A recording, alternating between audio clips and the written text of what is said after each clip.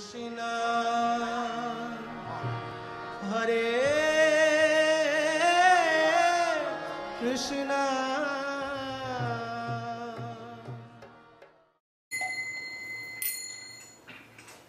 After Jai Radha Madhava, we'll have a short kirtan. And I want to invoke a feeling, a remembrance of Srila Prabhupada. So in the very, very early days, often the only instruments we would use were this. And we sang all together, not back and forth. Actually, that came a little bit, it was still early days, but initially we just all sang together.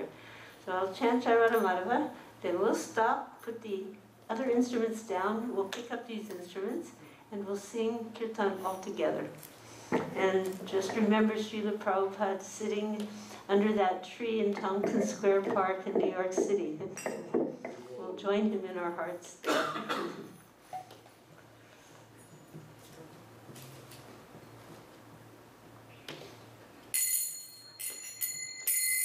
Jai Radha Madhava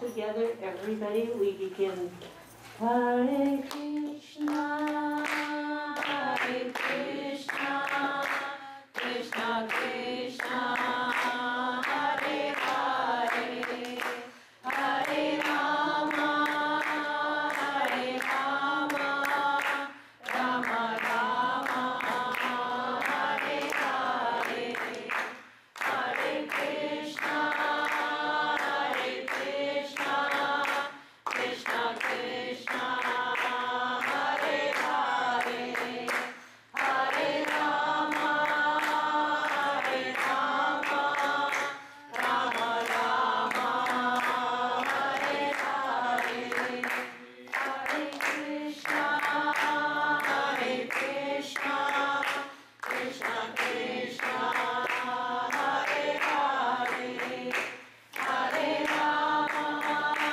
Hare Rama, Rama Rama, Hare Hare, Hare Krishna, Hare Krishna, Krishna Krishna, Hare Hare, Hare Rama, Hare Rama, Rama Rama, Hare Hare, Hare Krishna, Hare Krishna, Krishna Krishna, Hare Hare, Hare Rama, Hare Rama, Rama Rama, Hare Hare, Hare Krishna, Hare Krishna, Krishna Krishna, Hare Hare, Hare Rama, Hare Rama, Rama Rama, Hare Hare, Hare Krishna, Hare Krishna, Krishna Krishna, Hare Hare, Hare Rama, Hare Rama, Rama Rama, Hare Hare, Hare Krishna, Hare Krishna, Krishna Krishna, Hare Hare, Hare Rama, Hare Rama, Rama Rama, Hare Hare, Hare Krishna, Hare Krishna, Krishna Krishna, Hare Hare, Hare Rama, Hare Rama, Rama Rama, Hare Hare, Hare Krishna, Hare Krishna, Krishna Krishna, Hare Hare, Hare Rama, Hare Rama, Rama Rama, Hare Hare, Hare Krishna, Hare Krishna, Krishna Krishna, Hare Hare, Hare Rama, Hare Rama, Rama Rama, Hare Hare, Hare Krishna, Hare Krishna, Krishna Krishna, Hare Hare, Hare Rama, Hare Rama, Rama Rama, Hare Hare, Hare Krishna, Hare Krishna, Krishna Krishna, Hare Hare, Hare Rama, Hare Rama, Rama Rama, Hare Hare, Hare Krishna, Hare Krishna, Krishna Krishna, Hare Hare, Hare Rama, Hare Rama, Rama Rama, Hare Hare. Gaur Premanandi, Hari Hari Bol, Sri Nam Sankirtan Ki Jai.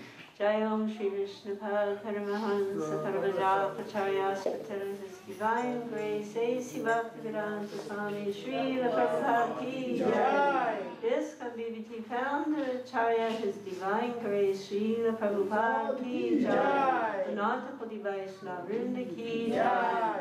Namacharya Srila Haridas Thakur Ki Jai. Prem Sukho Sri Krishna Chaitanya Prabhu Nityananda Sri Advaita Sri Gadadhar Srivasadi Gaur Bhaktivinoda Ki Jai. Sri Sri Radha Krishna Go Gopinath Shama Sundar Radha Kundgiri Govardhan Ki Jai. Srimati Tulsi Devi Bhakti Devi Vrinda Mai Ki Jai. Sri Ganga Yamuna Saraswati Ki Jai. Sri Navaditam Sri Mayapur Dham Ki Jai. Sri Jagannath Puri Nilachal Kshetra Ki Jai. Sri Mathura Dham Sri Vrindavan Dham Ki Jai.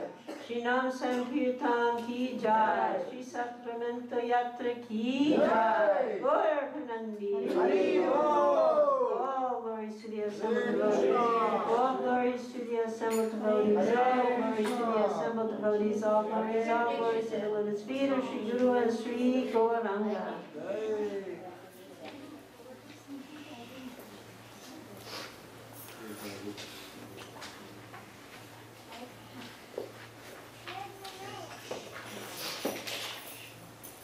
Thank you for the beautiful garlands. They're really lovely. But I have to take off while I'm speaking because I'll start coughing. This is amazing. Ooh, this is a magnolia? Yes. Yeah. So nice. Even in New Vrindavan we have so many magnolia trees. I was thinking of you every minute I saw it. Yeah, so nice. I remember you. Every time we hear you. So thank you for chanting with Srila Prabhupada under the tree in Tompkins Square Park today. Yes, that was so nice that in those days, just chanting together with Swamiji.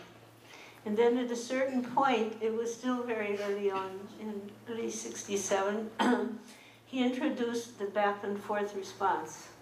So he told us, this is called Duwani style.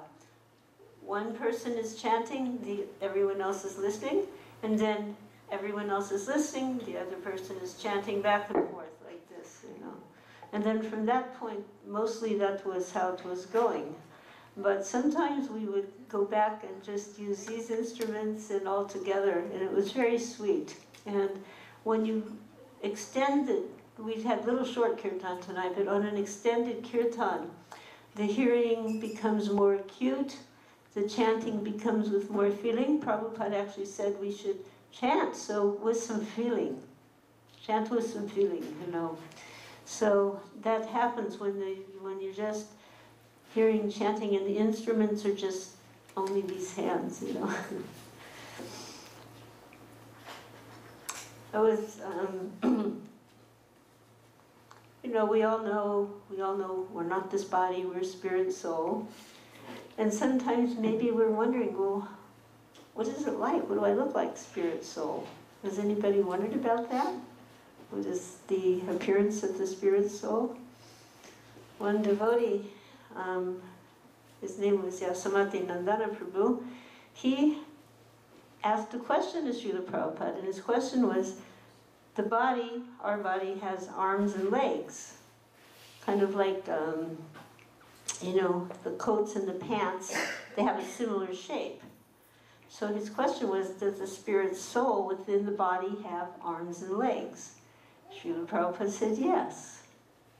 So then he said, well, what about the spirit soul in a cow's body? Like, you know, another kind of animal, what is it? Prabhupada said, yes, it has arms and legs. He said the shape is taken according to the desire. So every animal has these four things, arms, legs. The birds have 2 wings, 2 legs. Animal, 2 legs, 4 legs, sorry. And the humans eat 2 arms or 2 legs, but the 4 parts are there. So the body is sometimes appearing in different types. But the limbs of the body are there, these 4 parts. So then he asked, well, is the original shape, or the original body of the spirit soul, is it a human form? Prabhupada said yes. And then he quoted from the Bible that man is made in the image of God. So it also is said like this in the Bible. So God is also human form. Man is made in that form. And then Hare Prabhu was there, and he asked, well, in the spiritual world there are the peacocks and the flowers and the trees. And, are these peacocks and flowers and trees in the spiritual world eternal? And Prabhupada said yes. They're more covered. And then he gave an example. If you put a blanket over your body, you'll see the outline, right? But you won't see distinctly the arms, the hands, fingers, etc. So he said, there the feature is outlined, like when you see it like under a blanket. He said, but the features, they're not visible. So, he said that if you remove the blanket, then you see everything. So he said the trees and the plants, they're not in the full manifestation. The human form is the full manifestation of the soul. But Hare was thinking, but are they covered in the spiritual world? And he said, not in the spiritual world. He said, there it is voluntary. If somebody wants to be a flower, and they're thinking, I want to lie down in the dust of Krishna's lotus feet, immediately, voluntarily, they are there, a flower like that. So here we have somebody according to former karma, to some desires, whatever, but we are not choosing, we are choosing by our actions and our consciousness, but it is not like a conscious choosing, whereas in the spiritual world, it is fully conscious. There is not an uncovering, Part of my service in ISKCON is that I'm a GBC member. So part of the duty of the GBC members is also to impart certain information at certain times. And this year at our GBC meeting in Mayapur, there was 2 papers, or small, one is a little larger, one is smaller, statements from the GBC to explain certain aspects of ISKCON, how we practice, and different things like that, so that everyone can have an understanding of how the society is functioning and operating. And in addition, the most prominent personality in ISKCON is Srila Prabhupada. And certainly he will always remain in that most prominent position. That is what keeps ISKCON together. At the same time, now there are many gurus. At our time, only one guru, Srila Prabhupada, right? Initiating guru, of course, Siksha guru is also already there, also at that time also. So as time goes and the disciples of Srila Prabhupada are no longer around, this year already many wonderful God brothers and God sisters have taken leave of their life on this planet. So as the departures occur, it may be that the understanding of the conscious level of Prabhupada may be blurred because people are having maybe only the relationship with their own guru, or they may be in a situation like here, there's not a local temple, So in order to make sure that the consciousness in ISKCON remains fixed on Srila Prabhupada, a statement was prepared. So it's not that long, it's a couple pages with large type, so I can read it, so probably it's a page and a half with smaller type. I've sent the link out to Sachi Kripa Prema so that she can send out to you, then you can read, but I'll just quickly speak a little bit on it, not too long, but it is important for our understanding in Krishna consciousness and within ISKCON.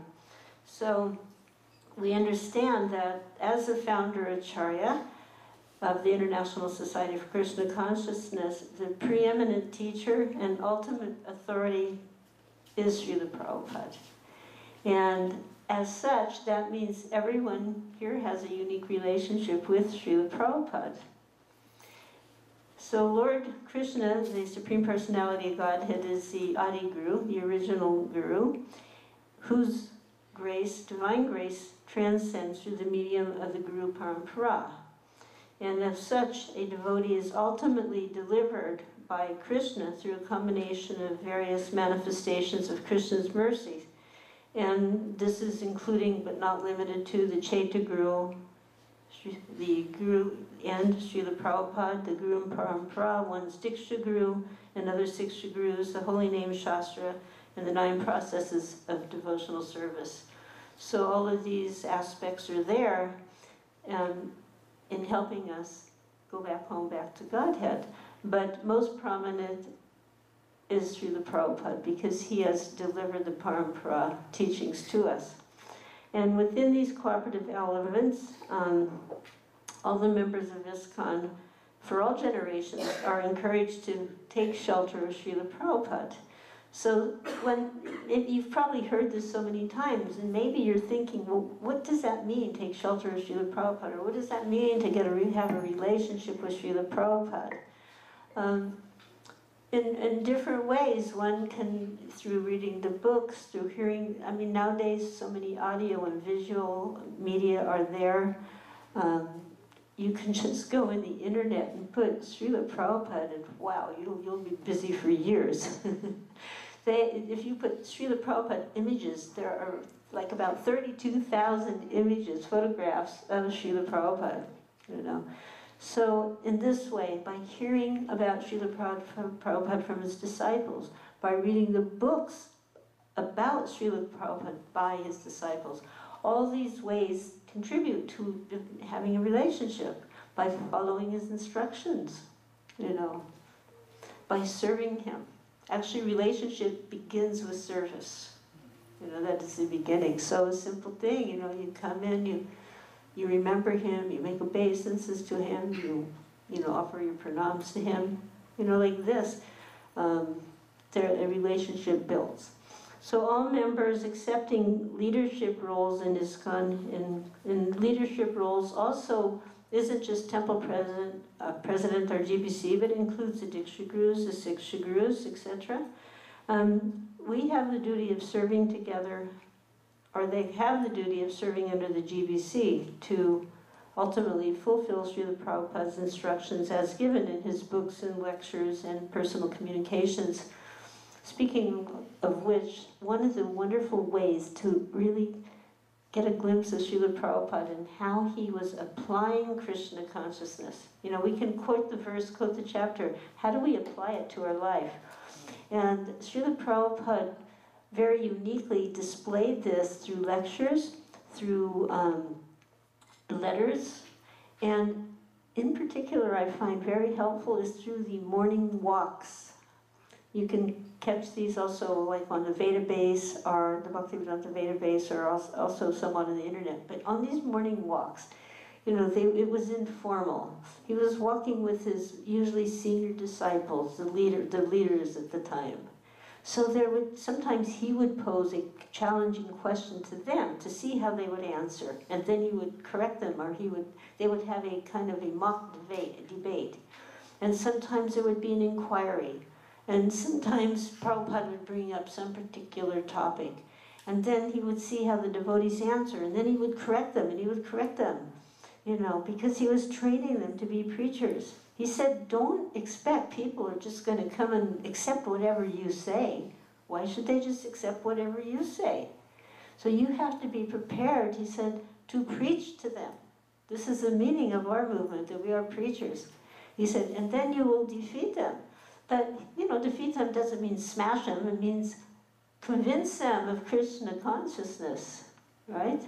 So listening to these different media reading like this will help you. But these morning walks, a lot of people aren't aware of them, and they're very informative. Overall, the primary duty of Diksha Gurus, Siksha Gurus, and others in leadership position.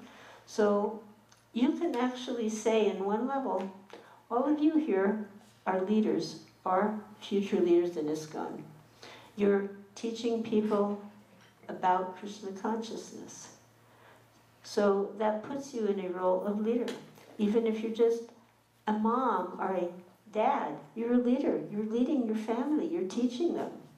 So we all have this responsibility to assist Srila Prabhupada in his service to his Guru Maharaj, Srila Bhaktisiddhanta Saraswati Thakur, and ultimately to the Brahma Gaudiya Sampradaya.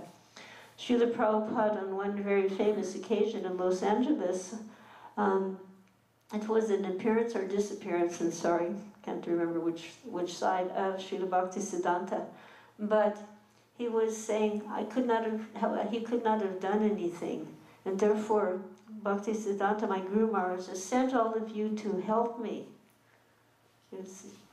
So he was always establishing that process of Guru Parampara and giving emphasis on our duty was to help in this preaching mission. So those who accept the service of Diksha Guru or Siksha Guru in ISKCON are required to be exemplary in representing Srila Prabhupada's teachings to the world and by personal behavior. So that means that if we're going to be exemplary, we have to know what is the example. What is it how are we supposed to behave? How are we supposed to speak? The Siksha Guru gives spiritual instruction and inspiration on behalf of Srila Prabhupada and our Guru Parampara.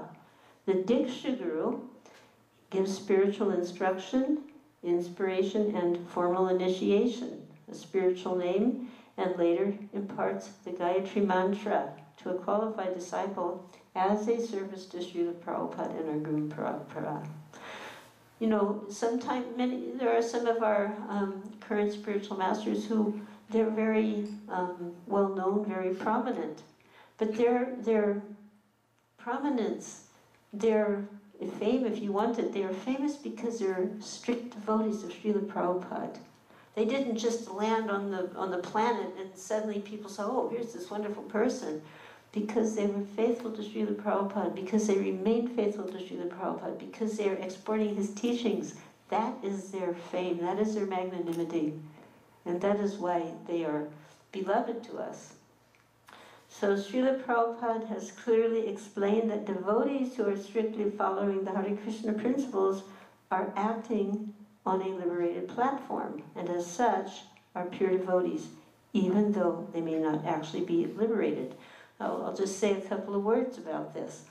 Srila Prabhupada explained that the spiritual master is never to be seen as an ordinary person. We also understand this from Shastra, that the spiritual master is not an ordinary person. So sometimes people are thinking, well, how can that be? It looks like anybody else that I see. But the fact is, the spiritual master, in Prabhupada's word, about his own Guru Maharaj, he said he was not an ordinary man, he saved me. Our spiritual masters, they are saving us through the process of devotional service, giving us an opportunity to get out of the bewildering material existence. So that is not what an ordinary person does. An ordinary person helps you remain rooted in illusion in the material world. And an extraordinary person says, let me help you out of this, even if he's telling you something you don't like. Srila Prabhupada spoke the truth, and he spoke it plainly so we could understand. It wasn't always something we wanted to hear as young men and women, but we understood this is for our benefit. So the spiritual master, Prabhupada said, is always liberated. He's not an ordinary human being, and he's always in the liberated position. And he's liberated by three processes. So the first process is sadhana bhakti, which means he's liberated by practicing and executing the regulative principles of devotional service. The second type is kripa siddha, which is that by Krishna's mercy, or the mercy of a devotee, he has become liberated. And the third is nitya siddha, who is one who is never forgetful of Krishna. So that means throughout the life. Srila Prabhupada was asked one time, when did you start being aware of Krishna? He was asked by a reporter, when did you become aware of Krishna? In a very grave voice, Prabhupada said, there was never a time that I was ever forgetful of Krishna. So then Prabhupada said, you know, that the devotees are pure devotees. Well, how is that? And I think I've told this before, but it's worth retelling, that one time in '67, on a walk with some devotees in San Francisco, a new person, he was coming, a bhakta, he was coming, and he says, well, Swamiji, are there any other pure devotees like you on the planet? So at that point, the grand total of devotees in ISKCON, which was New York and San Francisco, was under 50. Probably not even 45. So are there any other pure devotees like you on the planet? And most of us were, you know, just a few minutes old in our devotional lives. Prabhupada turned to the other person, and who had just recently been initiated. His name was Upendra, who later became his personal servant for many years. He says, so how many of us are there? So he said something like 30 or 35. It was a small number, really. Prabhupada turns to the other person, and who had asked, are there any other pure devotees like you on the planet? He goes, about 30 or 30, you know, whatever it was, 35, 40, it was, you know.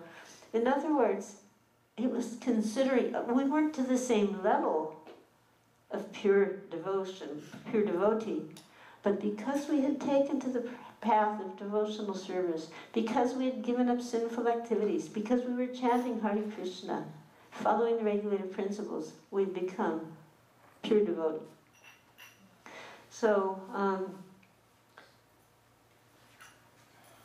this is a point to be understood in relationship not only to gurus, but to all devotees. You know, that we have to respect each other for taking to this path of devotional service and help each other. So, then it's understood that, you know, underlying devotional service is not necessarily determined by one's role or position of service, but really by one's realization. So then there's a very serious instruction, something to think about. Those who accept the service of Diksha or Siksha Guru within ISKCON are mandated to be strict followers of the instructions of Srila Prabhupada. And as long as they follow, they are on the liberated platform. And then, thus they may serve as Srila Prabhupada ordered, as bona fide representatives of the Lord and the Guru Parampara, and be a medium of their mercy. In other words, as long as they remain on the path without deviating, they are able to transmit the mercy of the Lord and the Guru Parampara. But it should be clearly understood, so this is the important point. If a Diksha or Siksha Guru deviates from strictly following, they can also fall down from their position. And you know, unfortunately, this has happened in ISKCON, so therefore the statement is there that we can understand, you know, that as long as a person is strictly following, there is security, there is safety, you know, and not only will they be safe, the persons they are instructing will be safe. So, so to act as a Diksha Guru in ISKCON means to serve under the GBC, because the Gurus are also servants of Prabhupada. GBC are servants of Prabhupada, but Prabhupada put to society the well-being, the welfare of the society in the hands of the GBC. So even the Gurus, in terms of working within the organization, they're under the GBC. But in cooperation with not only the GBC, the local temple presidents or the local temple leaders, and in this way function as what Prabhupada called a regular guru. You know.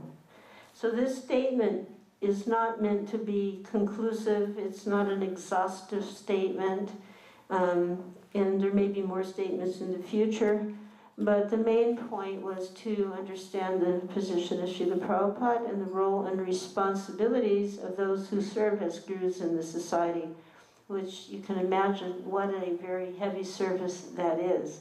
As parents, you have such a grave responsibility for your immediate family. Can you just imagine the one who accepts to be a guru? What in his family, what size is that family? And the responsibility that person is carrying on their heart and on their shoulders. So it was, the other part is an instruction to the GBC members: we must distribute this resolution to all ISKCON temples, communities, and congregations by appropriate means. So, and then this will be included in introductory courses. So this course is now going on. It's called the ISKCON Disciple Course and the Spiritual Leadership Seminar. And this, I don't know when it will come to this area, but it's just starting last year. And reading this statement will become part of the requisite to initiation. It means prior to initiation, one will read this and have an understanding, a deeper, further understanding of the role of guru, disciple, and the service of guru within ISKCON. So I have a few copies of this.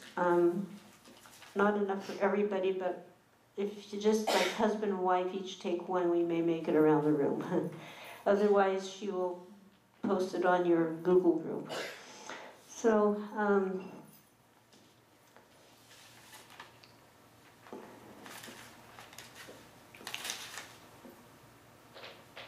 a very nice statement from Srila Prabhupada describing the difference between material life and spiritual life. The material nature means dissension or disagreement, especially in Kali Yuga. And for the Krishna consciousness movement, he said, success will depend upon agreement, even though there are varieties of engagement. So then he explained, in the spiritual world, there are varieties. In the material world, there are varieties, but there's no agreement. In the spiritual world, there are varieties, but there is agreement. So, and I know one nice passage in the Krishna book that's describing how all the seasons, all 5 seasons, are simultaneously going on in the spiritual world without conflict and clash. Here we just get blasting heat, and of course you don't have nasty cold snow-filled winters, but can you imagine having, if all at once, 108 degrees temperature, which it was supposed to have been here today, and then at the same time there's like below freezing going on, and somewhere else there's a tornado, and all at the same time, and having total harmony. That is spiritual vision, spiritual life.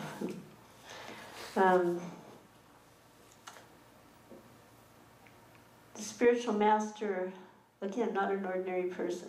So we got a little glimpse of this, and if I've repeated anything I've said in the past, I'm sorry, but it's like I can't remember what I say everywhere, in each instant where I go.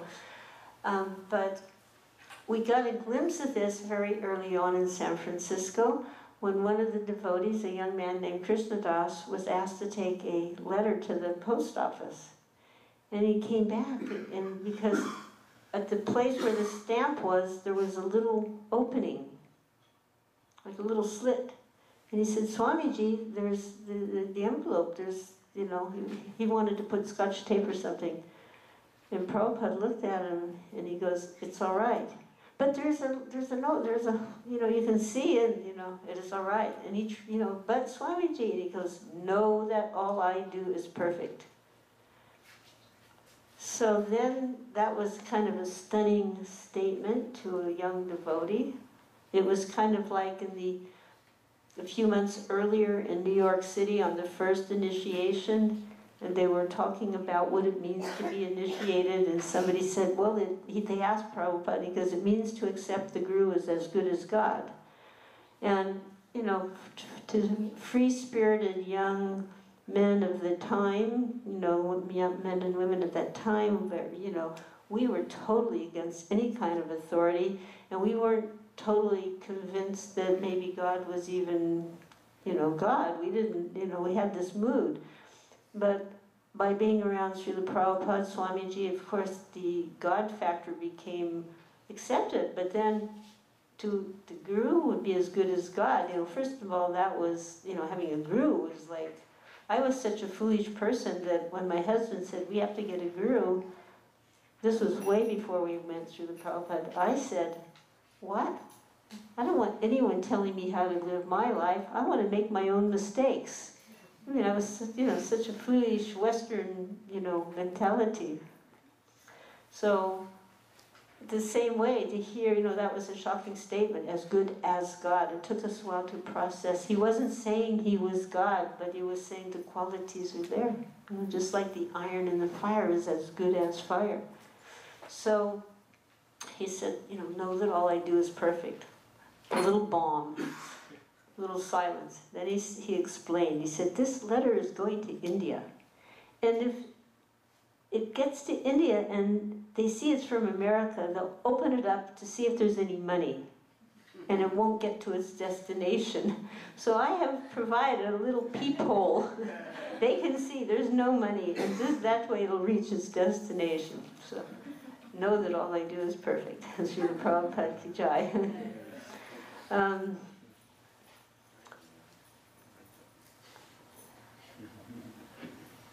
going to skip around with some various interactions, stories my godbrothers or godsisters have told me, and personal experience, a little mixed up here. But I was remembering an interview I did with Urmila, and maybe some of you know her. She's very much active in ISKCON education. And she went to see Srila Prabhupada with her husband, her baby son, and her father. Her father was actually a very wealthy, educated man and a very thoughtful person. And he asked, why do you make such a thing about giving people food, prasadam? What is behind that? And that was his question to Srila Prabhupada. And Srila Prabhupada said, just like if you eat the food of a sick person, you will likely get their disease. So he said, if you eat Krishna's food, you'll get Krishna's disease. And then the father was, he wasn't sure if, as a non-devotee, if he could come to the temple only to visit his daughter and the family. So he was saying, can I come to the temple to see my daughter and son-in-law? And Srila Prabhupada replied with a smile. He said, they are loving Krishna. Chanting and dancing are the symptoms of loving Krishna. You are loving them. They are loving Krishna. So two things are equal to the same thing, are equal to each other. Should I repeat that? Yeah. He said, you are loving them, and they are loving Krishna. So two things are equal to the same thing. Two things equal to the same thing are equal to each other. So in other words, we can say Krishna is not different from his devotee. If you as a devotee attract someone, including your own family, to come to the temple because you are loving Krishna, they will have that same experience. But then he asked, well, because she had the little baby, said, can she love Krishna by loving this child? What do you think he said? He said, no. But by loving Krishna, she will love this baby. She will love the child. So that was a very wonderful instruction, not only for Urmila, but for the father. And the father said, I think I may become a devotee in the future. One of my godsisters, Sangeeta, you may know her because she's very active in hospice care and end-of-life care, and she's written one book. So I can't think of the name of the book, I'm sorry, but it's about departures. So she wrote a letter to Prabhupada. She wasn't living in the temple, she lived outside, and at that point in time, everybody kind of lived inside the temples. We didn't have congregation. So she had a husband and a daughter already, and they couldn't there wasn't room in that temple, and the husband had a job, and so she wrote about that. And he said, to her to assure her, if you chant 16 rounds, you rise early and cleanse yourself. You read my books every day. Study my books. There is no difference between devotees living in the temple or devotees living outside. But then he repeated, the idea is that you follow the principles, chant, and make your home a temple. So then he said something to her which was very amazing, because in the letter she did not mention anything at all about feeling frustrated or feeling specifically frustrated about the rules and regulations. She didn't mention it, but he wrote in the letter to her, you are frustrated about rules and regulations, but without rules and regulations, you will be more frustrated. Yes. Then another devotee was telling that after Srila Prabhupada's departure, she was feeling very alone. You can imagine. And she had a dream. And in the dream, she was in India, watching the procession with Srila Prabhupada's divine body being taken around Vrindavan. You might have seen this on some videos, or you may be aware, after Srila Prabhupada's departure, when he left his body was prepared for samadhi, and bathed in new robes, or bathed in tilak, put in all the parts of the body, and then new robes were put on. Then he was put in a palanquin, and all the devotees were allowed to garland him. He was on the Vyasa, on the palanquin was by the Vyasa, it was either on or near the Vyasa sign in Krishna Balaram Mandir. And all of the devotees were allowed to come and offer garlands. And then the palanquin was taken with Srila Prabhupada's divine body, which was in the samadhi position, sitting upward, like as normal for a sannyas or an advanced soul. So he was sitting in this lotus position. And all around Vrindavan for hours, he was taken in procession to all of the temples. And somehow, even though there was no internet and barely any phones, there were definitely no cell phones, the word was spread. And at each place along the way, there was an entourage of people from the particular temple, or even from businesses. It didn't matter. Everywhere, every doorway, people were there to pay their last respects to Srila Prabhupada and offer artis or offer garlands. So she was, in her dream, although she hadn't been there, she knew about this, and she was observing this. And she was feeling such separation. And in her dream, as he passed by where she was standing, he reached out and put his hand on her shoulder, and he said, I will always be with you. And from that dream, her life relationship with Srila Prabhupada was fixed, and she remained fully within ISKCON and within his service, and fully felt protected by Srila Prabhupada. So, when I got in the car that brought me here today, there was the Govindam prayers were playing. And I told the driver, Bharat, I said, well, today I'm going to tell a little story about these that involves the Govindam prayers. So everybody here knows what I mean by Govindam prayers, right? So this took place in Calcutta. And it was in the early 70s, and there was a very large outdoor program, which in those days we would call them Pandal programs, and there would be exceedingly large spaces were rented, and then a enclosure formed with decorated cloth, and then another enclosure where there would actually be another large tent within the big enclosure, and then a stage and seating arrangement, etc. So such a program was held, and it was a 10-day program. At the same period, there was a group of people that, they probably still exist, but at that time they were prominently existing. They were a radical group of terrorist young communists, and they were called the Naxalites. And they were not peace-loving people because they were frustrated. They were very aggressive and often deadly in their behavior. So somehow or other, they turned their attention towards Srila Prabhupada because they felt that Krishna consciousness flew in the face of their fanatical anti-religious communism. You know, here we were preaching love of God, surrender to God, surrender to Krishna. They didn't like it. So Prabhupada received a flyer.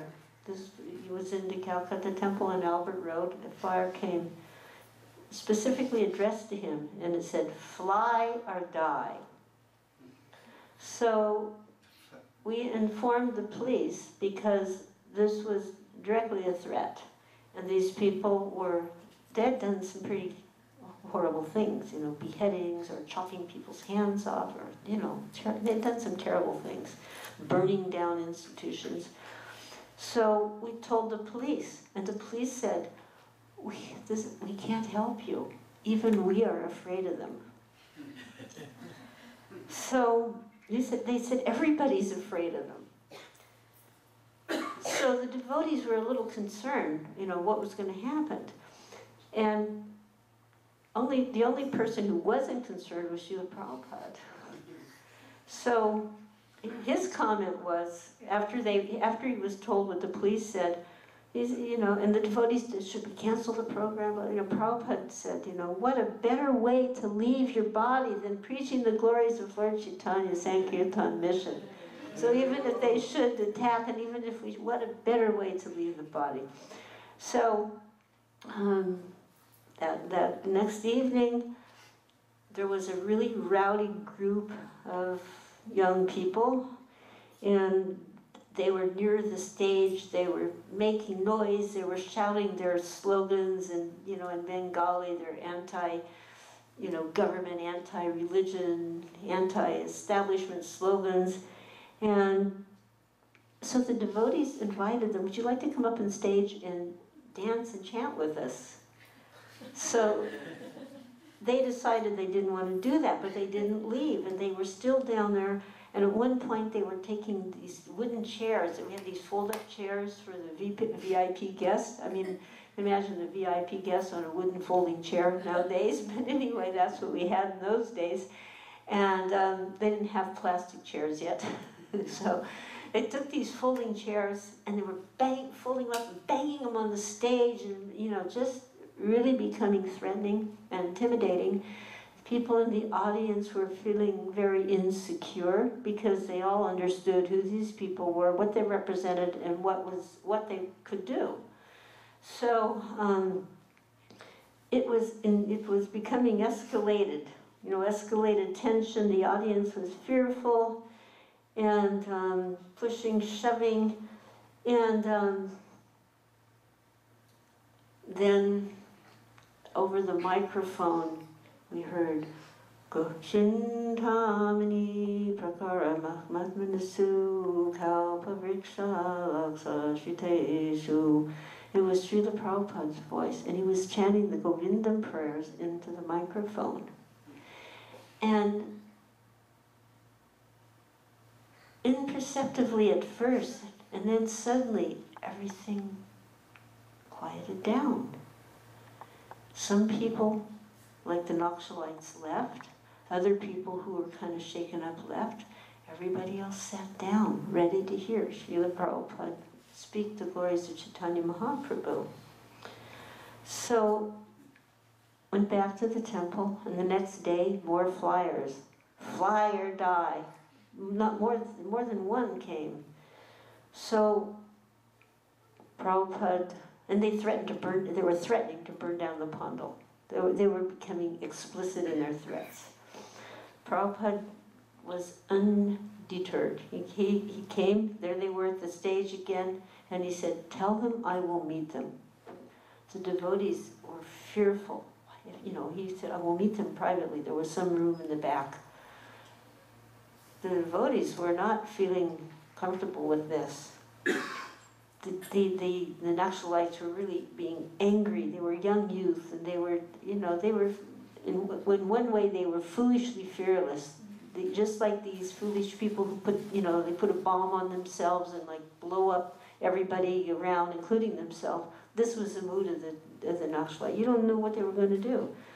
Prabhupada said, I will meet with them, and he proceeded to meet them in the back. So at first they were like, antagonistic. Prabhupada kept speaking very calmly without, he just like kept speaking about spiritual communism with Krishna in the center. And slowly he caught their interest. So then they agreed not to disrupt any further the meetings. So this programs went on, and the last night of the 10-day program, there was like a grand finale.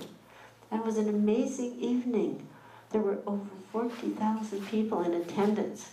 Now, logistically, the pandal wasn't really set up for 40,000 people, and there was 4 entrances. So at one point, one of my godbrothers, Achyutananda, of course maybe they all 40,000 weren't in there at the same time, but he stepped out and he went to get some sugarcane juice or something.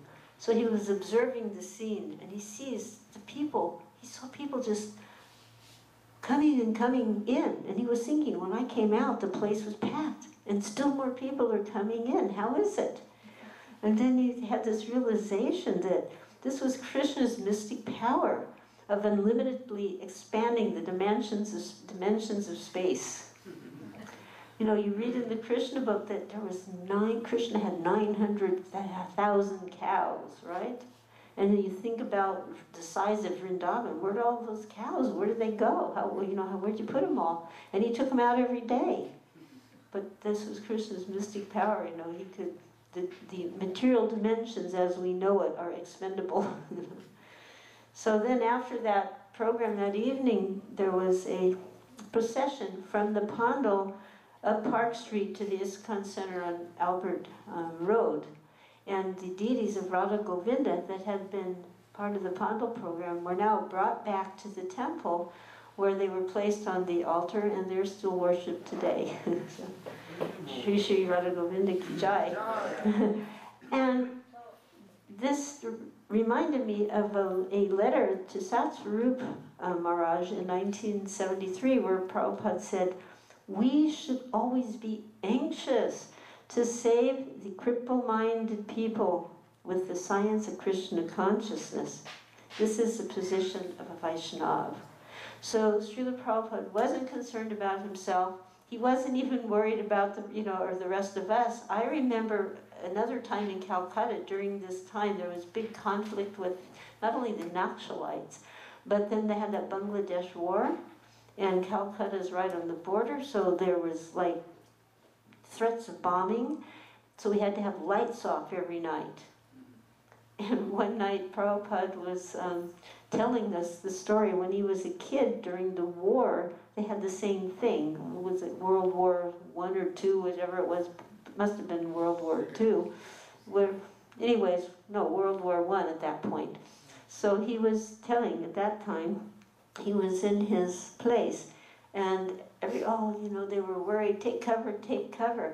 But he was in the kitchen making kachuris for his little deities of Radha Govinda. And he said, why should I be worried about a bomb when I have the Supreme Lord in front of me? So then one of the devotees said, but what should we do if they bomb us? And Prabhupada said, we should chant Hare Krishna.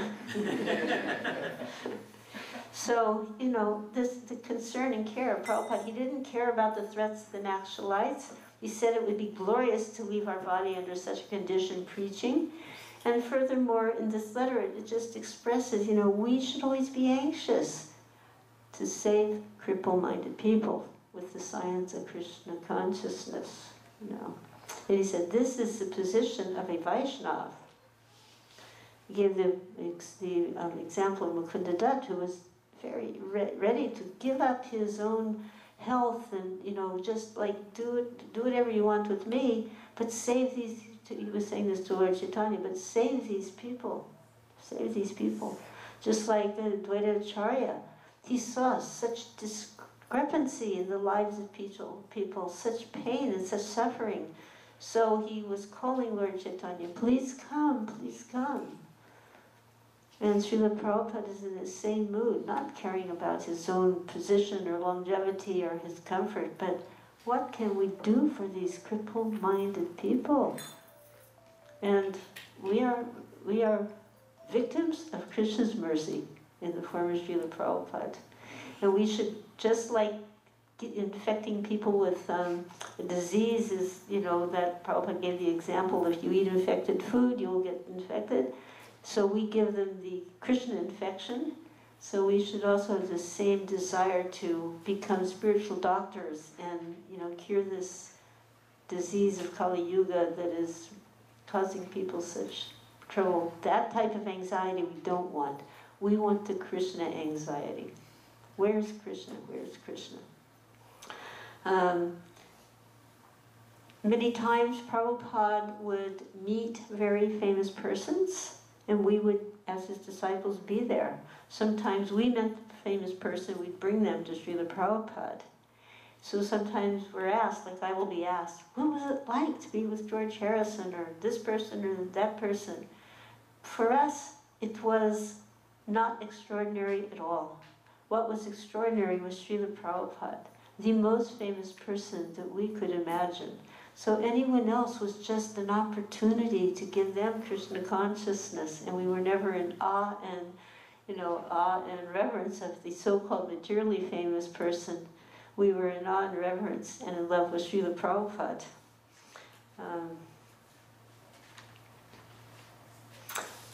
I wanted to mention on a topic, because this week, if you follow the news, there was quite a lot of news coming from the Supreme Court. And one of the topics, one of the decisions in the Supreme Court that came that will affect many things in the world, in the way things are done in America, was regarding marriages, which is the Supreme Court said that gay marriages are legal. So we may think, well, gay marriages, ISKCON, Srila Prabhupada, how did, what is our position on this? What do we think about this? Well, so far as marriage within ISKCON is concerned, we understand marriage to be a sacred union between men and women to engage others by having children, to raise in Krishna's service. So institutionally, we don't accept gay marriage, but we do not look down upon or reject gay people. There's a difference here, We may not accept the idea of gay marriage because it doesn't go with our theology, our practice, our tradition. But we don't reject people because they're gay. And Srila Prabhupada, he gave many times different examples in different ways of accepting service from people who were, by their habits and customs, they were gay, by their orientation. And I had a personal experience that there were two young gay men who were coming to the San Francisco temple. And they loved the chanting, they loved the devotees, they thought Krishna was so beautiful. But they themselves understood they weren't ready to take initiation because they weren't ready to give up their particular lifestyle.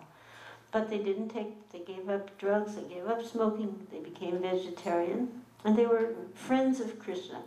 They came to the temple, and they both had jobs, so they had ways of contributing. And one of the ways they contributed every month, they would bring 100 pounds of flour, 100 pounds of rice, because we were giving daily meals in those days. It's feeding people prasadam. So they wanted to contribute to that. When Srila Prabhupada came for a second visit in San Francisco, they invited him to come to their home. Now, whether or not Srila Prabhupada, he understood the arrangement or not, he understood their intention, which was to offer service, and he accepted that. So he was invited for brunch. Now brunch means in between breakfast and lunch. So it's like a little snacky type of thing. It's not like a full meal. So the devotees were also invited, and we arrived at their home, and it was quite a nice home by our standards in those days, coming from our little hippie backgrounds. And it had a beautiful vision over the view. It was on Potrero Hill. It overlooked the Bay Area. And they had a big, long, beautiful wooden table with chairs on it, and it was all set up very nicely. But there was just this like big bowl of strawberries, a big bowl of brown sugar, and a big bowl of cream. And there weren't any plates. So we said, after some talking, we sat down, and then we kind of like didn't know what to do. Like, are they going to bring plates, or what was going to happen? And the thing was that at this point, we had no really training in terms of social etiquette ourselves with regards to how to treat the spiritual master. So, I mean, we didn't know he should have his own plates, or, little things like that, even when we were among ourselves. But here we were at an outside situation, and we weren't sure what was going to happen. So no plates were there, so they were, and then say, okay, you can start now. So start, what? And then they said, they showed us, you just take the strawberry and you dip it in the cream, then you dip it in the sugar, and then you eat it. So we didn't, again, we followed, and Prabhupada also accepted some in this manner, very graciously, later when we became aware of the etiquette in serving a spiritual master, I reflected on how wonderful it was that Srila Prabhupada was so accepting of the intention of this couple, which was in those days, being gay had more stigma than it does nowadays. There was less, social acceptance. What to speak of from a religious group, which naturally religious groups should be more tolerant, but often they were not. And we had Srila Prabhupada's personal example in this regard. So, again, we are not as Vaishnavas accepting the role of gay marriage, although I will just make a small comment here. Spiritually speaking, socially speaking, people who are committed, whether they're men or women, they have the right to be cared for. And I could understand from following what was going on that couples were not being given equal, if they were living together, but they weren't having the same rights, like at the workplace, or even in, if one of them, like say they bought a house and one of them died, the other one couldn't get the house. And simple little, what we call social functions. On that level, I can understand why it's necessary on a social function level. But on a spiritual level, we're traditional male-female marriage, but we don't look down or reject gay people. And I just wanted to mention that because I thought maybe some people might, have that question in their mind, and I thought I'd take this opportunity to mention it.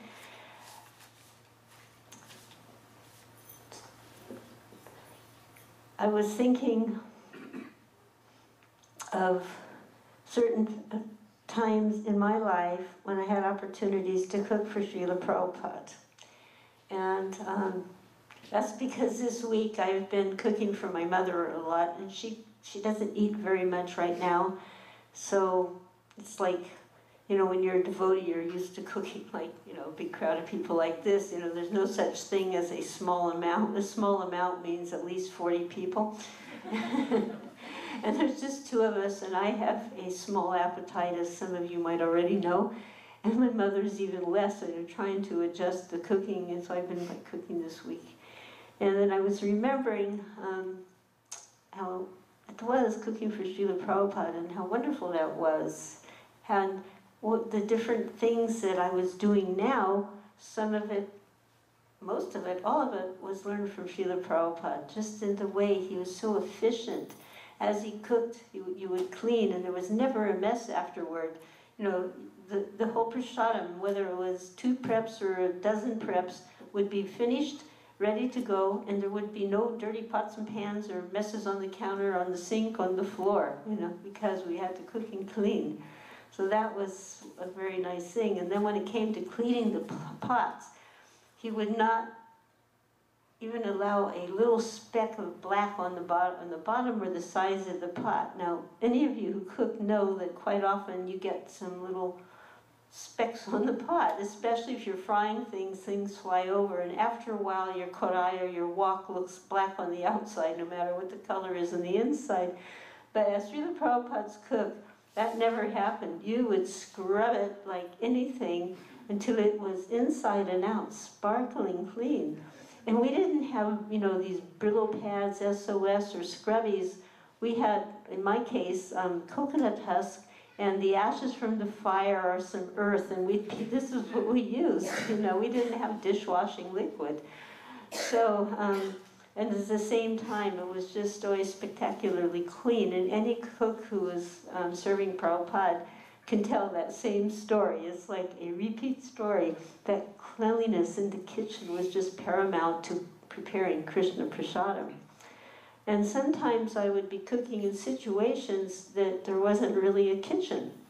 One of those occasions was in Vrindavan during our first group trip with Srila Prabhupada. I was cooking when we would travel outside of the place we were staying. So I had a small metal trunk, and in that trunk I kept all the items I would need to cook: the tawa, the rolling pin, the atta, the chawal, the ghee, the cooking stove itself, which was one of these monstrous things you pour the kerosene in. You'd pump it up and it would blow up in your face, you know, and you'd burn your hair and your eyebrows and hope, you know, sometimes it would stay on. And so that was, and then I had a little bucket that was lined with little cow dung, and the little bucket had holes in the bottom so you could stick sticks in it. And so that was my cooking things. And for a knife, I had a foot knife. I didn't even have a regular knife. It was like on a piece of wood, and it came like this, and you just chop, chop, chop. And on the end, there was these little graty things so you could clean get coconut pulp, fresh coconut pulp. And that was a wonderful knife. I mean, I loved that knife, you know. And when it would get a little dull, some guy would be walking through the neighborhood saying whatever he was saying. You know, that's all I could understand, but I knew it meant, get out there, the man he will sharpen it on the spot, you know. So I had all this in my little trunk, and we were going with Srila Prabhupada around different places in Vrindavan. So one of those places he took us to was Govardhan.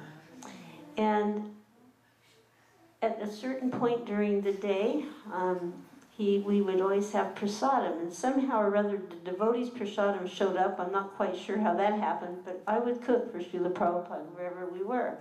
So on this one occasion in Govardhan, it was somewhere along the route, but I don't, you know, I couldn't tell you where, and now there's so much changes. Like, I've gone around how many times, and every time I go around, I'm like, where's that place? Where's that place? But I don't know. You know, there's so many buildings and trees been removed, and, you know, now it was a dirt path, now it's an asphalt path, and, you know, it's different.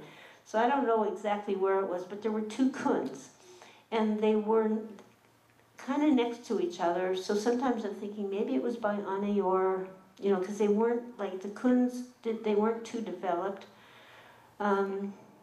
Anyway, there were 2.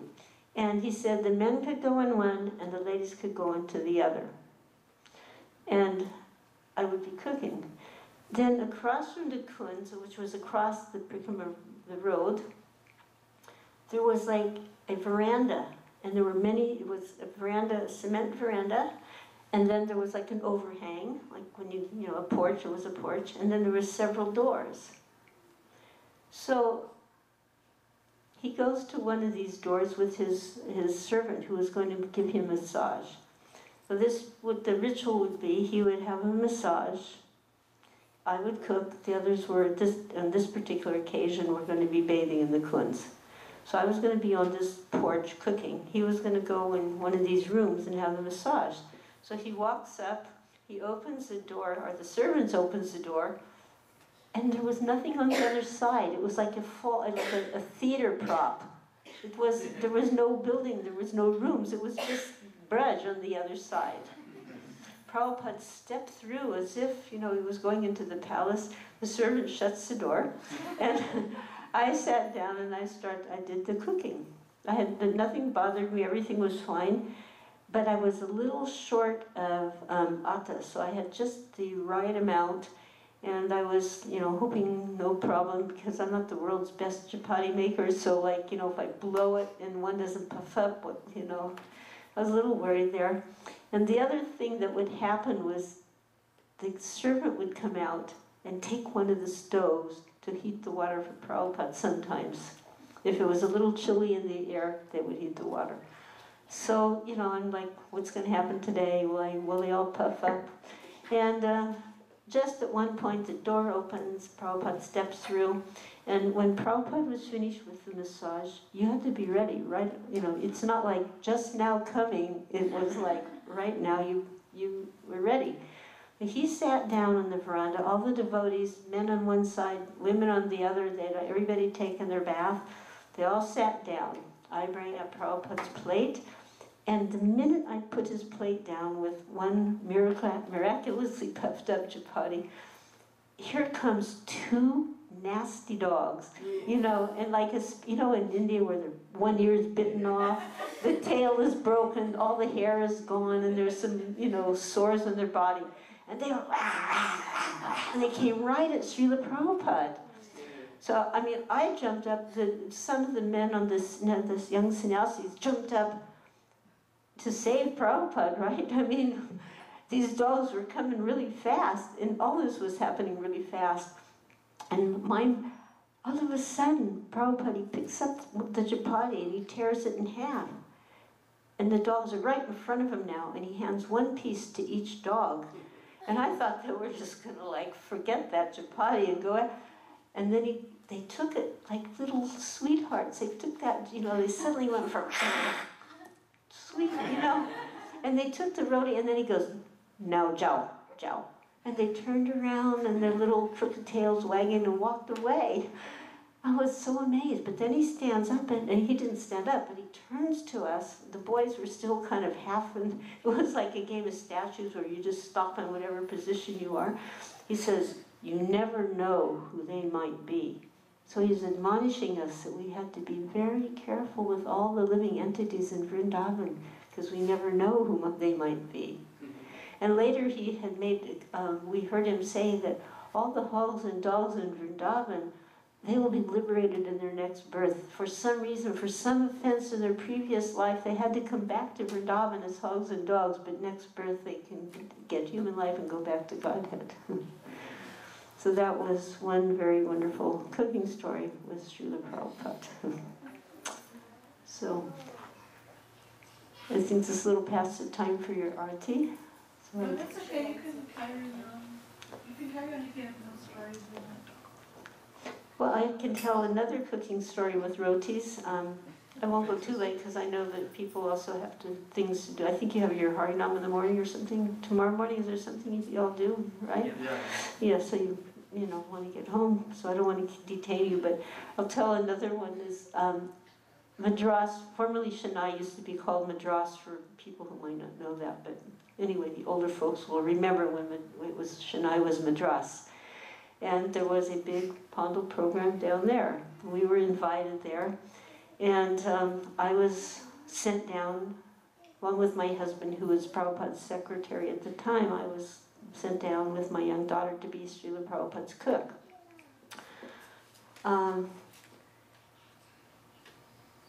When I got there, it took like 3 days from Bombay on a mail train, and it was like what we call 3-tier on the wood. It meant like no padding on the seats and 3 tiers, like you just, it was really uncomfortable, to be honest, and packed.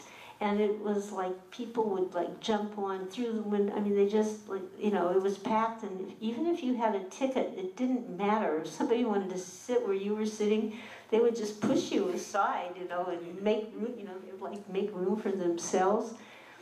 I happened to be very sick at the time. I mean, it was, when I look back on it, it's like, why did they send me? I was getting over malaria. I was quite ill. But they told me, by the time you get to Madras, you'll be recovered. So 3 days on that train, I was going to be recovered. And at every stop, the devotees, I won't give their wonderful names, but they would hand me a bottle of limca, and they said, drink this, it'll cure you.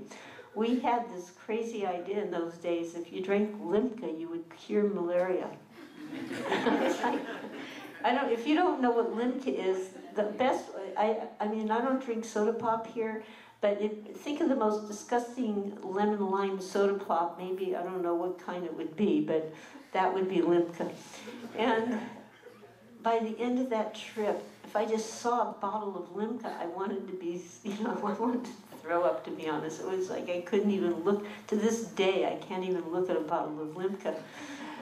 So, I don't know if I was cured or not, but I was certainly expected to cook. So I remember I'm there and I'm cooking, and I'm not feeling all that, like, you know, up to par. And the lady of the house came, and she's a very nice lady, her and her husband. Where was that? This is in Madras, now Chennai, but Madras at that time. So the lady came, and she wanted to help me cook, and I knew that Srila Prabhupada preferred only his disciples cook.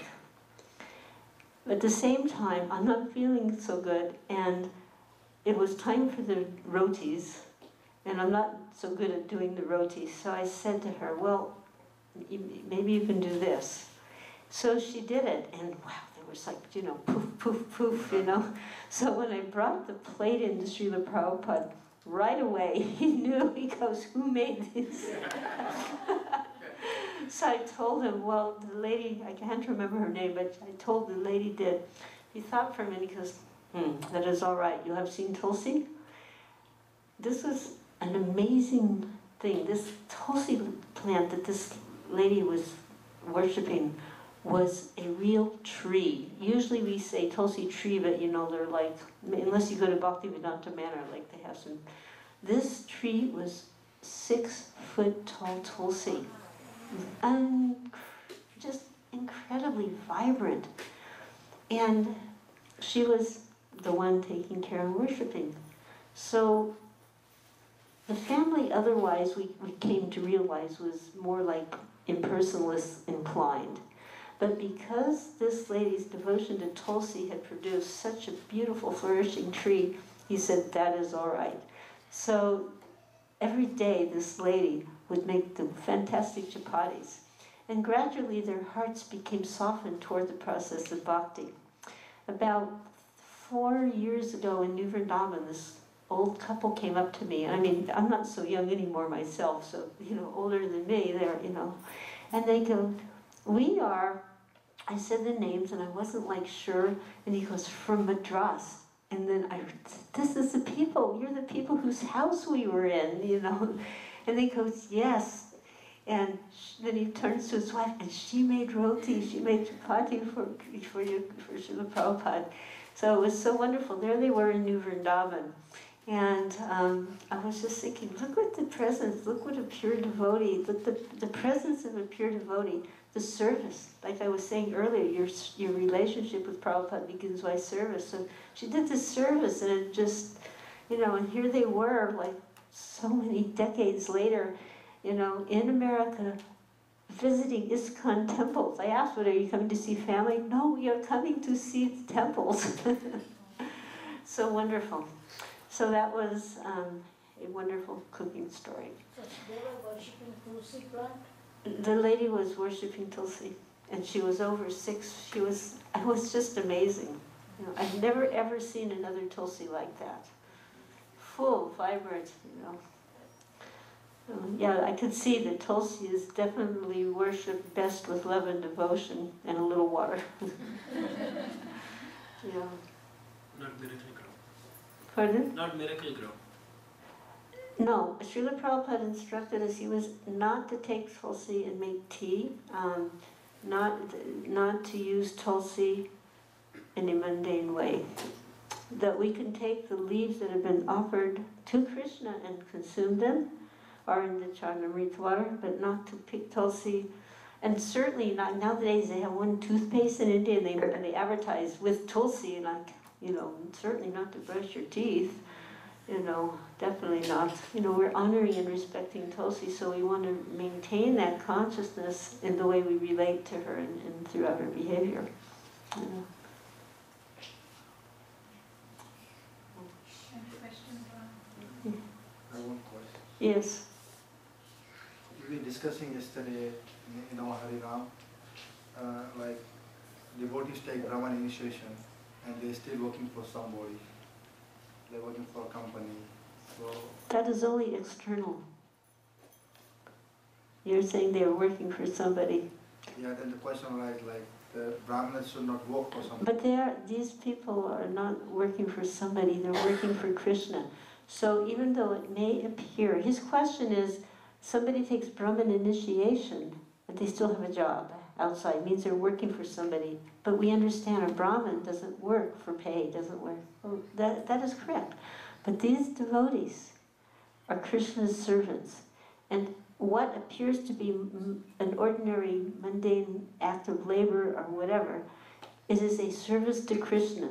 So they can maintain their family who are Krishna's property, and so they can contribute to Krishna consciousness movement and spread Krishna consciousness.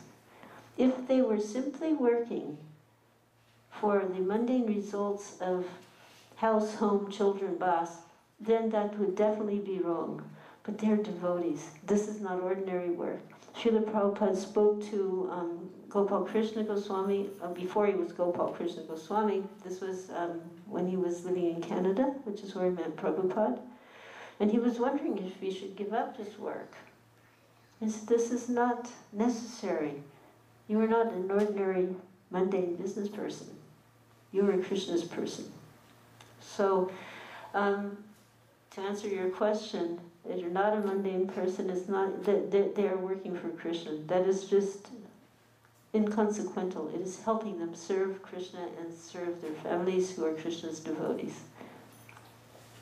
I think he meant related to how it says in the scriptures that a Brahmin should never take the job of a Shudra. He can take the job of a Vaishya or a Kshatriya. Yeah. That Brahmin by caste, but we are Vaishnavas. And a Vaishnava will do anything on behalf of Krishna. We can do whatever we have to do to serve Krishna. Couldn't we do more like maybe selling books? That would be job. If you can, but let's be honest, let's say you've got 4 kids. Are you going to go out there in 108 temperature today and, support your family, make sure they're, it would be idyllic if you could, but the reality is probably another story. If you can do it, by all means. But one is also enjoined to behave responsible as a family person. So if someone can do that, very good, but otherwise, these jobs are simply vehicles of Krishna's service for the devotees in Krishna consciousness, And we shouldn't become confused about that point. Actually, as Prabhupada said, the devotees in the temple or outside of the temple, there's no difference. So in the same way, whatever a devotee does is done for Krishna's pleasure, not their mundane pleasure. So therefore, whatever a devotee is doing is not to be equated with what a non-devotee, what we can say a karmi, is doing. A karmi is acting on behalf of their senses only. Maybe they're acting on some social platform or, whatever, but it is for their sense gratification ultimately. And a devotee is giving up this propensity in order to serve Krishna, and specifically as ISKCON members to serve Mahaprabhu's movement. So it is not the same equation. I have a question regarding a temple. What is the purpose of a temple? Is it for preaching or is it for deity worship? The purpose of a temple is for preaching. Prabhupada established the institution of ISKCON so we would have a place to invite people and bring people together for the purpose of propagating Krishna consciousness. And he explained, we can go out and stand and we can speak to people, we can go out and preach, we can sell the books, and then they don't see us, whatever we've, and then what? So by having an established address or zip code, or here you have an established place, you have an established program, people can gather together and learn how to cultivate Krishna consciousness and learn the science of Bhakti Yoga. So the main point is preaching, and the deity worship, of course, is irrevocably there. That was established also by Srila Bhaktisiddhanta in his temples, Radha Krishna worship. And in one of his purports, Srila Prabhupada said, particularly for the Grihastra, most of you who are Grihastra, he said, if you do not worship the deity, you will fall down. He said. So deity worship is a very important thing. However, in all temples, it may not be a deity. In the early part of the Atlanta temple, they had a beautiful picture of Panchatattva that is still there in the temple, but that was their deity. And Srila Prabhupada said that if you don't have sufficient Brahmins to worship the deity, then have a picture of Gaurnitai or Panchatattva. So a temple doesn't necessarily have to have deities. And then let's say if you're going to start out, then generally he expressed the first deities in ISKCON you know were Jagannath, Subhadra, Baladev, right? So not that there's something less meaningful or casual about the personality of Godhead in that form.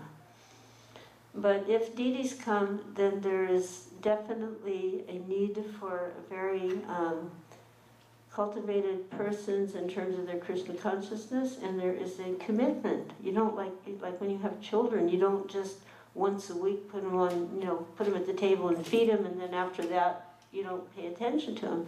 So deities are there. It means daily worship, daily activities, daily dressing, bathing, offerings. So if that's not going to be possible, then better to worship picture, And there are letters from Srila Prabhupada to this effect.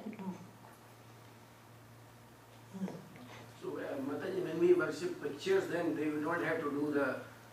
Does it mean you don't have to offer the? Well, you don't have to. You have to offer the boga, absolutely. But it's not like with the deity where, you start with you should have Mangalarti in your home every day, whether you do it at 4 o'clock, 5 o'clock, or 6 o'clock. That's not the point, but you should have it. This is Prabhupada's instruction, and by following that, you regulate yourself. You start your day in the right direction, so to speak. So let's say you have the picture though in a temple. Yes, you offer everything to Krishna anyway. But you're not going to be bathing the deity, dressing the deity, having 6 offerings a day and 6 artis a day. I mean, if you have a picture, we can understand it's still Krishna in the form of the picture, but the requirements are not to the same degree as if you had the physical form of the deity.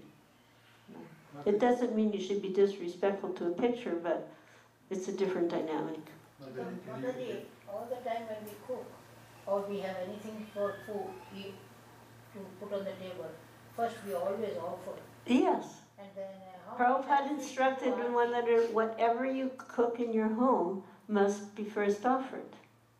That's simple math. And how many times you need to do aarti for the pictures? That you make your own decision. Here, let me just explain something. That is up to you. But whatever schedule you make, then keep to it as much as possible. When Srila Prabhupada went to Russia, to Moscow, from India, my husband went with him. Srila Prabhupada did not take his small deities, Radha Govinda, to Moscow with him, to Russia. That would have probably not been a good idea. So he left them and he told me to take care of them. So I was like, well, what is their schedule? And he said, that you decide, but then stick to it. You see, regulation, discipline. So you know, at home, there's a saying, you know, if you have, when you go to the temple's Krishna's house, you follow the Krishna's rules in the temple. In your home, Krishna is your guest. So there may be some, you know, it's still Krishna's home, but it's a little different, you know. So maybe things are a little, you know, you can't do 6, you know, if you have a home deity. I have deities. I didn't bring them this time because I'm staying at my mother's and there's a cat there that can't be always controlled. And when I'm there, my mom is veg, but when I'm not there, it's not a vegetarian house. So I didn't, you know, bring my deities into that situation. But otherwise, they always go with me. I have a super simple schedule that I can follow, except when I'm in the hospital, and then I can do it in my mind. So the main thing is consistency, you see.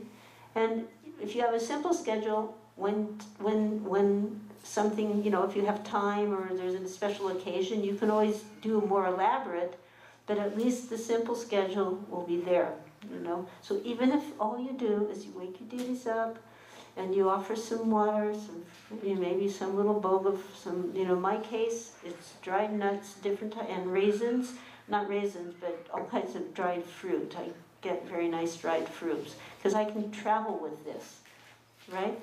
If I have the opportunity and there's some fresh fruit, fine, but otherwise dried fruit every day for sure, and some water. If there's some flowers around, because not when you're traveling, you don't always have flowers, you know. So then, some dried fruits, some water, and some incense, and I do, you know, the Shamsara prayers, etc., for the morning. And then throughout the day, I may not be around to see them. So then at night, there's a little, you know, simple putting to bed offering. You know, I don't offer any other bhoga, but there's a putting to bed. I offer their bed. They actually have a little bed, and you know, that's there. So I can maintain this wherever I am. So that's the main thing. If you make something so elaborate that you can't follow it, or it affects negatively whatever else. I've had devotees leave the temple and I'm saying, what are you doing? Oh, I have to go home and pay arti to my deities. And I say, what? You're in the temple. Who's that? You know? So the deities of if you're in a community with a temple, the temple deities take precedent. Whatever's happening in the temple, if you're at the temple, don't worry, your deities are getting it too. You don't have to run out of the temple. Another time, one other devotee, same thing. She leaves in the middle of the program. Then the next time I said, what happened? She goes, I had to go home and do arti to Tulsi. I said, what? In the middle of the temple program, you're like leaving because you think you have to go home and you're Tulsi. There's Tulsi here, everything's fine. So that, you know, needs to be kind of understood. Home worship, when there's a temple present, is, you know, is secondary to the deity. Not that you don't do it, but it takes precedent, the temple over the home. In a situation like this, where you have your, you know, you don't have a permanent place, and so we're making this place into a once-a-week temporary temple. This is really lovely, and it's perfectly suitable, and it's perfectly bona fide, and it's just what Prabhupada said. You know, it's very nice. And I even think the altar is more beautiful this time than the last time I came. I don't know why. It's really nice. And there was a question you had raised. Yeah, I had a question. Was just in continuation to that question. The question was that did Prabhupada say that if we're Grihasthas, we take care of the family first and then do our daily devotion services? No, that's not what he said. No, that's not how You know, but then how you do that is up to you. There's a fun story that actually Prabhupada, I think, it's one of these things that's blurred. I heard the story, Prabhupada was there, did he say it or someone else say it? But there was a story about this Brahmin lady, and she would get up, and she had a big family to care for, you know. She would get up early, and she would just immediately take care of her, you know, just rinse her mouth out, rinse, you know, her face, and take care of her deities. And one time somebody else from the family got up and said, what are you doing taking care of the deities? You're still in your sleep night clothes. And she looked, she goes, because if I didn't do this first, all of you are going to wake up and demand to be served. So she, you know. But how you do it is, you know, 16 rounds. I asked Srila Prabhupada, infinite wisdom, I asked him, when you were a Grihastra, I wrote this in a letter, when you were a Grihastra, did you find it difficult to chant 16 rounds? because obviously I was finding it difficult. So he wrote back and he said yes, but his yes and his reason, which he explained, was quite different than mine. His was because my family was not, they weren't practicing Krishna consciousness. They were, practically the wife was almost inimical. So that was difficult, but it didn't mean difficult means you don't do it.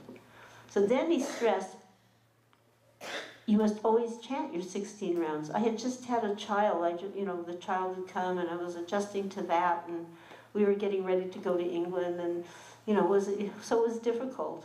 But difficult isn't a reason or justification not to. So we have to figure it out. And which is another reason, if you've got family, keep whatever puja you do simple. Your main business is get those 16 rounds done, read Prabhupada's books, and maintain a Krishna consciousness so that you can take care of your family in a Krishna conscious way and not become, overly concerned about elaborate puja or deity worship rituals that just don't, have a way of making your life smoother. You can save that for the temple or for somebody who's, when you're older and all the family's gone, you can do all that kind of stuff. Actually, what I was asking was that, can you say like, oh, I'm going to do Krishna's work, so like I'm going to ignore the family? Was that acceptable or not? Well, I think you should know the answer to that. I don't think anywhere you will find anywhere that Prabhupada said ignore your family. Right.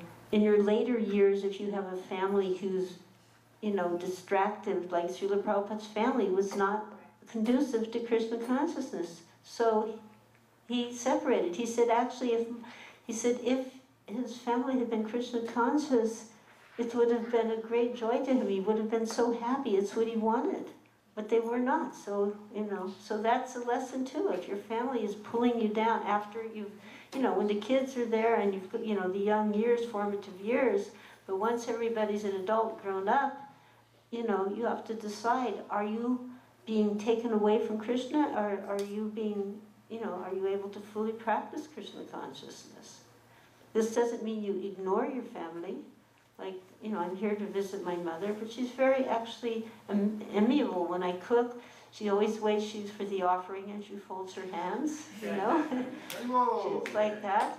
So, as long as the family's respectful, as long as they're not interfering, as long as they're not pulling you away, we should give them our association in Krishna consciousness. We should, that way, just like Urmila's father, he was coming because he loved his daughter, and he had,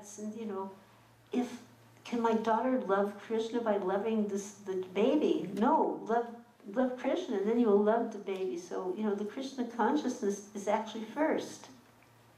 But taking care of your family for Krishna is part of the picture. So it's no question, and ignoring the family, maybe if, you're ready to you're older and it's a whole different story, but not when there's young children and dependents. Definitely not. So Mataji, one more thing is, when you were saying about the expansion of the Pandala, so same way I was your speech today, Yes. in Calcutta, the Pandala. Oh, the Pandala in Calcutta, yes. The same way I was reading a book from the Goswamis of Vrindavan. They said that Lord Krishna was in Vrindavan and Radharani was in Varsana, and they were so far, and then some Goswami explained that because the whole Vrindavan area is like a lotus petals. Yes. So in the sun time it opens up, so everything becomes far. So Lord Krishna could take 900 cows, 900,000 cows, and in the night it closed. Yeah. It So expands that and contracts. Krishna could immediately meet it. Yeah. So everybody heard that. So Vrindavan still does that. They Yes. say it closes in the night. And Krishna consciousness is like that. If our hearts are open to Krishna consciousness, there's an expansion, right? And we can affect so many persons, just like Srila Prabhupada affected us. Just by his openness, by his full-on embracing of Krishna consciousness. sometimes we hear the word focus, right? Focus on this. Well, actually, that's good for us, but Prabhupada, you cannot say he was focused. His focus is like implementing, an action. Prabhupada was fully absorbed in Krishna. He didn't have to focus on Krishna. He was fully absorbed. And in his own words, there was never a time that he did not remember Krishna. So that is a long way from our current status, but it's where we want to be. It's where our hearts want to be. And it's why we're here together practicing Krishna consciousness. Just one more question. You always ask that chanting of Hare Krishna attentively, like he's scared, like if I don't do attentively, it's going to be namaparada. Here, I will answer that very clearly. He's asking if you're not attentive, is there namapara?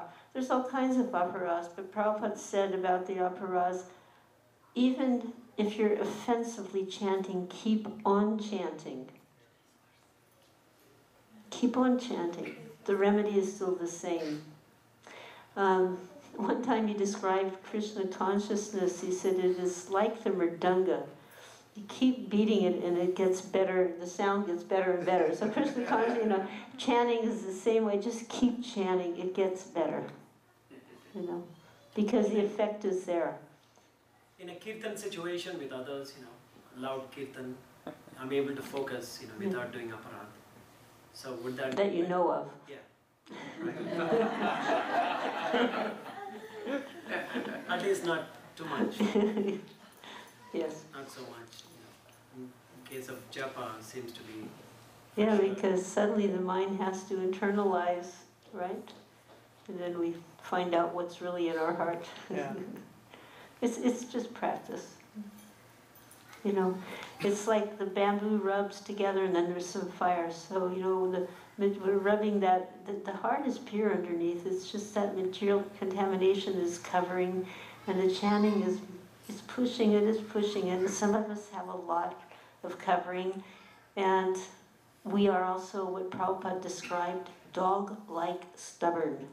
He said, we are stubborn, like, okay, but what about this, what about that? Our mind just goes at us, so just keep chanting. That is from Srila Prabhupada, I'm not making this up. Thank you very much for enlightening us. Mataji, you had a request for prayer? Which one? My brain is sinking out. No brother. Oh, thank you, yeah. Yeah, last time I was here I mentioned my brother, and I believe I mentioned anyway that he has pancreatic cancer, which is a terminal, of course we're all terminal eventually, but this is more quickly so. And actually he's lived past the expectation, the first diagnosis, but it's getting now obvious because he can't get up on his own and, the body is deteriorating. So I'm not, asking for foolish prayers, oh, let's heal him. I'm asking that somehow Krishna may, show some mercy and somehow be present in his consciousness. So my brother's name is Jim Nagel, and maybe there's other devotees that you know, or even your own family members that you know, who are having some difficulty at this time. We can ask Krishna to just, for his mercy. We're not saying heal him this, or if he wants, he can do whatever he wants. But, at least that somehow in their consciousness, Krishna may be present. So. What is the name? My brother's name is Jim Nagel, James Nagel. And he's younger to me, and he actually lives in the Bay Area in Hayward, California. Nagel is N-A-G-L. Nagel. That is my surname. Yeah, it means in German, it means nails. So Mataji, also, how is that devotee in New Vrindavan? What is his name, right? Jai Murari? Jai Murari is he's in our I call it town crier, means a person who sends out all the messages in New Vrindavan. And a very extraordinary soul. His health is like hanging on by an invisible thread, But because he's hanging on to Radha Vrindavan Chandra are hanging on to him.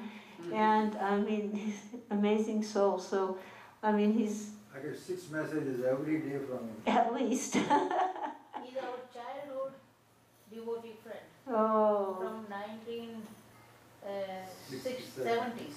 Okay, yes. Anyway, he's just, quite amazing. And anyway, I can't imagine New Vrindavan without Jai Murari. It's like, he was one of the first devotees. And I don't know if you know the story, how he came. He heard about the community, and he was actually a plumber in Indiana. And he shows up in a big, an old truck, a van full of plumbing stuff, and he just drove up. At the time, it was, the old community. And he goes, "I've come to join you." And he handed it over an envelope or a paper bag, and it had all of his money in it. He just handed it over and he did also near the Manhattan building, plumbing also a lot. Yeah. And he used to always come for the distribution of the books in 3 months in Cincinnati at my house, all the devotees from New Vrindavan. And he is always going to bring me a bottle of tea whenever he came. Hare Krishna. And it was just one of those days, like you said, we used to pump the stove. We used to make all that big prasadam under that only the tin shed. Yes. So The New Vrindavan kitchen under the tin. Yes. Hare Krishna. Yeah. Yes, he was, and he served the New Vrindavan community as a plumber up until maybe just,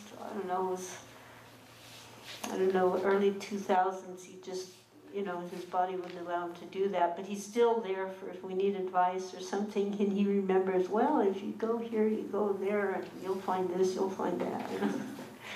And Jai Maharaj Prabhu Ki Jai. Thank you for remembering. It's so nice to remember devotees. And when you remember what they're doing, in this case, is the circumstances, which, his body is a mess now. It's not easy to get around. When he gets up to the temple, he has this special wheelchair that's motorized. Yeah. And he gets around, he scoots around. And he still manages sometimes to get and take, he used to do it every day, but he can't get down every day now, but take pictures of Radha Vrindavan Chandra. So...